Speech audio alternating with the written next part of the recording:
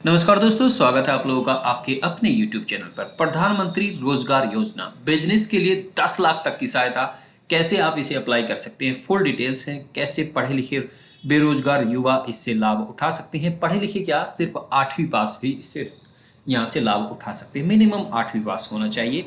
उसके बाद हम यहाँ पे आपको दिखाते हैं कि क्या कुछ आप इसमें कर सकते हैं, कौन सी ऑफिशियल वेबसाइट है, क्या आपको इसमें करना होगा और किस तरह से आप इसमें फायदा ले सकते हैं। देखिए, यहाँ पे चलते हैं। सबसे पहले ये है ऑफिशियल वेबसाइट, ठीक है। यहीं से सारे फॉर्म्स वगैरह डाउनलोड होते हैं, यहीं से सारे डाउनलोड होते हैं। अब बात करते हैं कि ये जो प्रधानमंत्री रोजगार योजना है, इसे प्रधानमंत्री युवा रोजगार योजना भी कहा जाता है।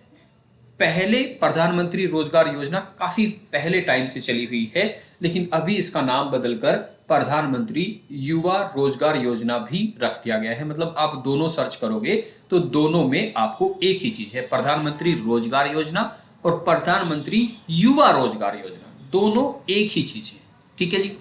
अब ये है किसके लिए, देखिए क्या हो रहा है कि भारत में दिन पर दिन जैसे जैसे आबादी जनसंख्या बढ़ती जा रही है, वैसे वैसे बेरोजगार भी लगातार बढ़ता जा रहा है। अब फैक्ट्री हो, नौकरी हो, उनमें इतनी जॉब तो क्रिएट नहीं की जा सकती कि हर बार सभी को नौकरी मिल सके। इसके लिए गवर्नमेंट समय समय पर अपने कदम उठाती रहती है और समय समय पर अपनी अलग अलग स्कीम्स लाती रहती है। उन्हीं स्कीम्स में से एक स्कीम है प्रधानमंत्री रोजगार योजना। इस योजना के अंतर्गत 18 से लेके 40 वर्ष तक की, इवन 45 वर्ष तक की, बताएंगे आपको कौन कौन सी हैं, लड़के लड़कियां यहां पे इसमें भाग ले सकती हैं, इसका लाभ ले सकती हैं। कैसे क्या कुछ होगा मैं आपको दिखा देता हूं। ये तो फॉर्म है, ठीक है। अगर किसी का फॉर्म डाउनलोड नहीं होता तो आप इस फॉर्म को खुद भी अपने तरीके से इस तरीके से टाइप कर लीजिए या कंप्यूटर पे टाइप करा लीजिए। किसी का अगर नहीं होता 1%, ठीक है, तो यहाँ पे आप जाके देखेंगे ये छोटा सा फॉर्म है। इसी में कैसे भरते हैं वो मैं आपको यहाँ पे बताऊंगा, ठीक है। पहले तो मैं आपको इसमें योग्यता बता देता हूँ। योग्यता के लिए आपको ये पोस्ट का लिंक मैंने आपको नीचे डिस्क्रिप्शन में दे दिया है, इसमें सारी डिटेल्स दी गई हैं, ठीक है। टेबल ऑफ योजना क्या है, पात्रता, एलिजिबिलिटी क्या है। देखिए एलिजिबिलिटी बताता हूं मैं आपको क्या है। प्रधानमंत्री रोजगार योजना का लाभ लेने के लिए आवेदक के पास कुछ योग्यता होनी चाहिए। वो योग्यता क्या है, 18 से 35 वर्ष। अगर आप सामान्य जनरल कैटेगरी के हैं तो आपकी उम्र 18 से 35 साल के बीच होना चाहिए। अगर उत्तर पूर्व क्षेत्र से हैं आप तो 40 वर्ष की उम्र चल जाएगी। और SC ST या फिर वुमेन है तो आप 18 से 45 वर्ष तक की आयु के सभी लड़के लड़कियां यहाँ पे अप्लाई कर सकते हैं। इसमें एक और यहाँ पे कंडीशन है कि जो आवेदक यहाँ पे अप्लाई कर रहा है, जो एप्लीकेंट अप्लाई कर रहा है, उसकी मंथली आय 40,000 से ज्यादा ना हो। देखिए जिसकी 40,000 से ज्यादा होगी वो तो करेगा ही नहीं, ठीक है। आवेदक के पास किसी सरकारी मान्यता प्राप्त व्यापारिक संस्थान से कम 6 महीने का प्रशिक्षण होना चाहिए। देखिए यहाँ पे क्या है कि या तो आपके पास IIT, पॉलिटेक्निकल, BTech, MBA या कुछ भी आपने ऐसा कोर्स किया हो तो आप इसके लिए एलिजिबल हैं। अगर आपके पास ये नहीं है तो आप यहाँ से अप्लाई नहीं कर सकते। आवेदक जिस क्षेत्र से, मान लिया कि मैं हरियाणा से हूँ या पंजाब से हूँ या यूपी से हूँ या महाराष्ट्र से, जहां से भी आप अप्लाई कर रहे हैं, आप वहां के मूल निवासी हो या फिर आपको कम से कम 3 साल हो गए हो वहां पे रहते हुए। उसके लिए आपके पास या तो रेंट एग्रीमेंट हो वहां का, या फिर आपके पास प्रॉपर्टी के कागज हो जिसमें आपने घर बना के रह रहे हो, कुछ भी हो, आपको दिखाना पड़ेगा कि हाँ आप 3 साल से यहीं पे रह रहे हैं। आवेदक कम से कम 8वीं पास होना चाहिए और किसी भी बैंक से डिफॉल्टर नहीं होना चाहिए। अब देखिए यहाँ पे क्या करना होता है। अगर आप आवेदन करना चाहते हैं, सबसे पहले तो आपको अपनी रिपोर्ट तैयार करनी है, क्योंकि इसमें जो फॉर्म है यहाँ पे रिपोर्ट मांगी गई है। देखिए मैं आपको अब फॉर्म में बता देता हूँ। जब आप फॉर्म भरेंगे, name of applicants capital letters में भरना है। यहाँ पे आप मेल है फीमेल है वो भर देना है। फादर्स और हस्बैंड्स नेम भर देना है। ऑक्यूपेशन की अभी क्या करते हैं या फिर एड्रेस आपका, और उसके साथ साथ एड्रेस आपको देना है। एड्रेस सेल्फ में आपको परमानेंट एड्रेस देना है कि आप यहीं से रहते हैं, यहीं पे आपकी अगर कोरोस्पोंडेंस एड्रेस आपका अलग है तो दीजिए। Whether residing continuously for the last 3 years, ये मैंने यस नो यहाँ पे आपको बताया ही था कि अगर आप यहाँ से कर रहे हैं तो यस ही आपको करना है। अगर आप नो करेंगे तो आपका फॉर्म यहीं पे रिजेक्ट हो जाएगा। डेट ऑफ बर्थ देना है age age age on date of application, तो एज आप कैलकुलेट कर सकते हैं कि जिस दिन आप एप्लीकेशन दे रहे हैं उस दिन आपकी एज कितनी हो गई है। ठीक है जी। एकेडमिक और टेक्निकल, ये दोनों क्वालिफिकेशन आपको बतानी है कि आप 8वीं 10वीं 12वीं पास हैं, उसके बाद टेक्निकल में आपने क्या किया हुआ है, आईआईटी की है, पॉलिटेक्निकल किया है, बीटेक किया है या क्या कुछ किया है वो आपको। Training received if any, give name of institution and duration, तो यहाँ पे आपने कहीं से ट्रेनिंग अगर की हुई है किसी भी इंस्टीट्यूशन से या इंस्टीट्यूट से तो उसका नाम आपको देना है, ट्रेनिंग सर्टिफिकेट आपसे बाद में मांगा जाएगा। ठीक है। Whether the applicant is unemployed, तो ये आपसे पूछ रहे हैं कि आप अभी बिल्कुल अनएम्प्लॉयड हैं, खाली हैं या कहीं पे काम करते हैं। ठीक है।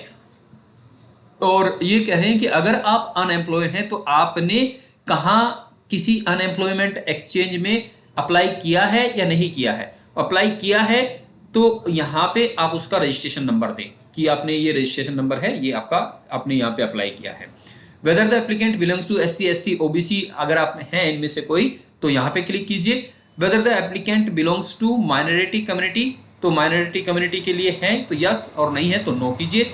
Type of industry service business activity propose to start give projects details, तो मैंने कहा था कि आपको एक प्रोजेक्ट डिटेल्स बनानी है कि आप क्या करना चाहते हैं, आपके पास क्या क्वालिफिकेशन है, आप क्या पढ़े हैं, क्या चीज आप बनाएंगे, किस तरह से आपको प्रॉफिट होगा, मशीन क्या चाहिएगी आपको, लेबर के लिए क्या चाहिएगा, ऑफिस आप लेंगे या अपना आपका है उसमें कितना किराया जाएगा, ये फुल डिटेल्स आपको यहाँ पे प्रोजेक्ट रिपोर्ट एक बनती है वो आपको यहाँ पे सबमिट करनी होगी। Previous experience in the line if any, तो यहाँ पे अगर आपके पास एक्सपीरियंस है तो उसे लिखेगा, क्योंकि एक्सपीरियंस अगर आपके पास है उस लाइन का तो ये समझ लीजिए कि आपका काम बहुत जल्दी बनने वाला है। अगर एक्सपीरियंस नहीं है तो कुछ दिक्कत हो सकती है। तो यहाँ पे आगे हम चलते हैं। Place of work where the activity as mentioned in column number 11। ठीक है। तो यहाँ पर above is propose to start give full details, तो यहाँ पे ये कहा गया है कि वो स्थान बताइए जहां पे आप इस काम को शुरू करना चाहते हैं। यहाँ पे 11वें नंबर पर आपने प्रोजेक्ट डिटेल्स दी कि मैं काम शुरू करना चाहता हूं, तो यहाँ पे 13वें नंबर पर आपसे वही पूछा गया है कि उस स्थान का जगह का नाम बताइए, उसका लोकेशन दीजिए कहाँ पे रहे, क्योंकि आपके यहाँ पे विजिट होगी। ठीक है। Present annual income of the family duly supported by concert MRO certificate. ठीक है।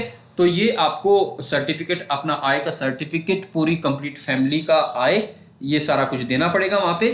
और ये अपना जो होता है सर्टिफिकेट, इसे आप तहसील से या कहीं से भी बन जाता है ये। ठीक है। तहसील से ही बनता है। तो आपको अपना ये आय का सर्टिफिकेट देना है। Amount of loan required, machinery और इक्विपमेंट के लिए कितना चाहिए, अदर फिक्स्ड एसेट्स के लिए कितना चाहिए, वर्किंग कैपिटल्स कितना चाहिए और टोटल अमाउंट कितना चाहिए। Margin money propose to be invested by the applicant, तो यहाँ पर मान लिया आप 5 लाख का अमाउंट आप यहाँ पे लोन मांग रहे हैं, तो इसमें आप कितना करेंगे।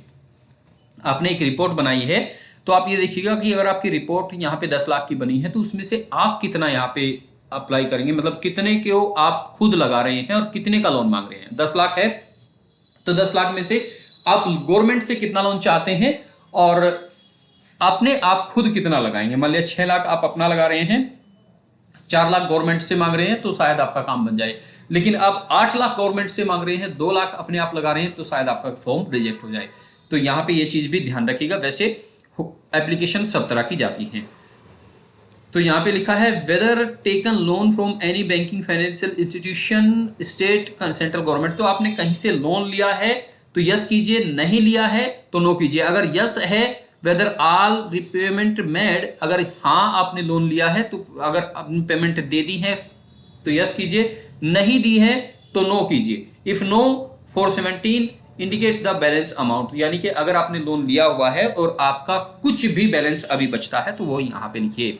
तो यहाँ पे आपको ये सारी चीज करके कि हाँ ये जो ऊपर मैंने इन्फॉर्मेशन दी है सारी सही है, मैं इसे सत्यापित करता हूँ, और इसी के बाद आपको यहाँ पे अपना सिग्नेचर कर देना है। बस ये सिग्नेचर करके और पूरा फॉर्म यहाँ पे लेके आपको अपने या तो नियरेस्ट बैंक में जहाँ पे भी आपका ये सपोर्ट करते हैं, नियरेस्ट बैंक में जो भी सरकारी बैंक है लगभग सभी सपोर्ट करते हैं, या फिर अपने DIC ऑफिस में जाके आप दे सकते हैं। ठीक है। तो यहां से ये काम करके आप इस लोन को ले सकते हैं और अपना काम शुरू कर सकते हैं। उम्मीद करता हूं बात आपको सभी समझ में आ गई होगी।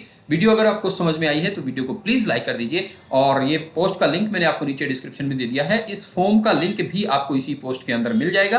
आप यहाँ पे क्लिक करेंगे तो डायरेक्टली आपके सामने ये फॉर्म खुल जाएगा। ओके, तो इस तरह से करके आप ये फॉर्म का प्रिंट आउट लेके भर के सारा कुछ दे सकते हैं। लिंक नीचे डिस्क्रिप्शन में भी दे दिया गया है।